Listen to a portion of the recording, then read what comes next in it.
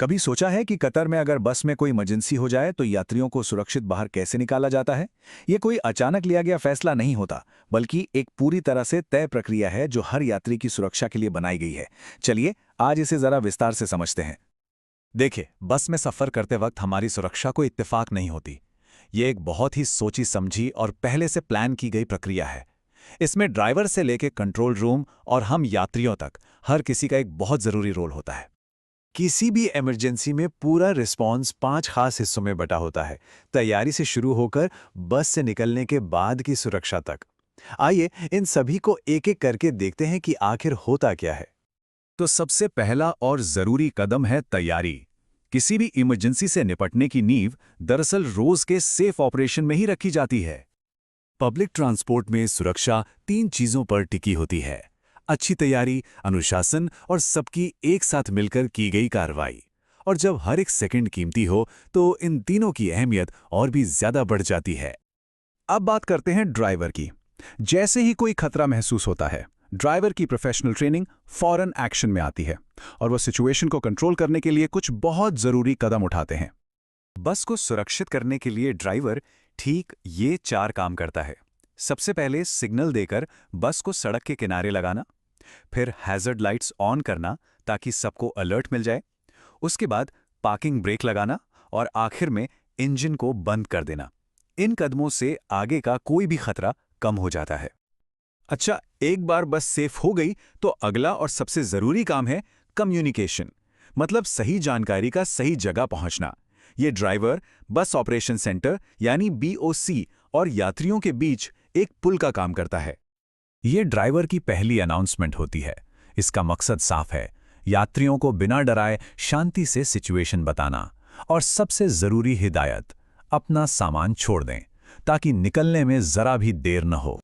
यात्रियों को बताने के फौरन बाद ड्राइवर बस ऑपरेशन सेंटर यानी बीओसी को बिल्कुल सीधी और साफ रिपोर्ट देता है। बस नंबर, लोकेशन और प्रॉब्लम क्या है, सारी जानकारी एक बार में। उधर दूसरी तरफ बीओसी यानी कंट्रोल रूम में तुरंत एक्शन शुरू हो जाता है।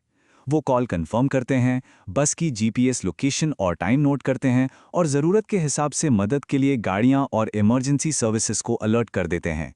ये पर्दे के पीछे का बहुत ज़रूरी काम है। अब आता है मेन एक्शन, बस को खाली करना।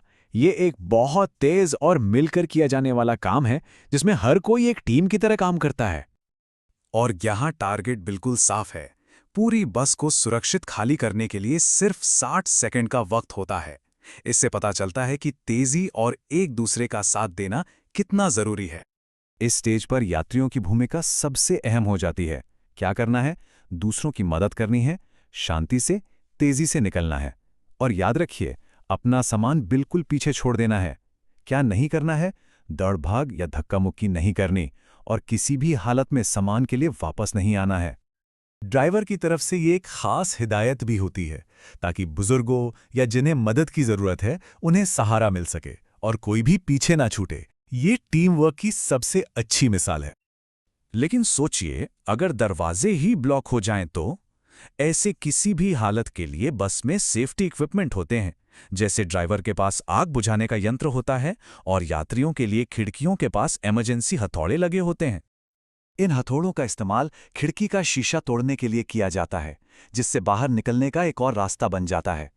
ड्राइवर इसका ऑर्डर तभी देगा जब मेन दरवाजे इस्तेमाल के लिए सेफ नहीं होंगे। मकसद ये है कि हर हाल में सबको सुरक्षित बाहर निकाला जा सके। अच्छा, बस से बाहर निकलना ही सब कुछ नहीं है। इस प्रक्रिया का आखिरी हिस्सा ये पक्का करता है कि बस से दूर होने के बाद भी हर कोई सुरक्षित रहे।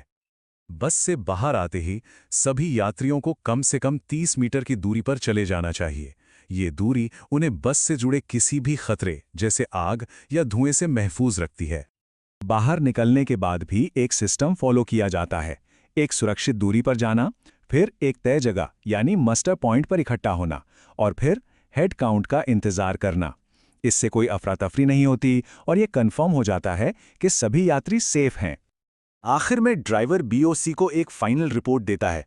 वो कंफर्म करता है कि सभी यात्री बाहर आ चुके हैं, उनकी गिनती बताता है और अगर किसी को कोई चोट आई है तो उसकी भी जानकारी देता है।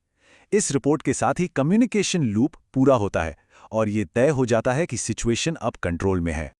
तो हमने देखा कि ये एक पूरा सिस्टम है जहां ड्राइवर, बीओसी और यात्री सब एक साथ मिलकर काम करते हैं। और ये हमें एक बहुत ही जरूरी सवाल पर लाके छोड़ता है, सुरक्षा हम सब की साझा जिम्मेदारी है। सवाल सिर्फ ये है कि क्या हम सब अपनी अपनी भूमिका निभाने के लिए सच में तैयार हैं?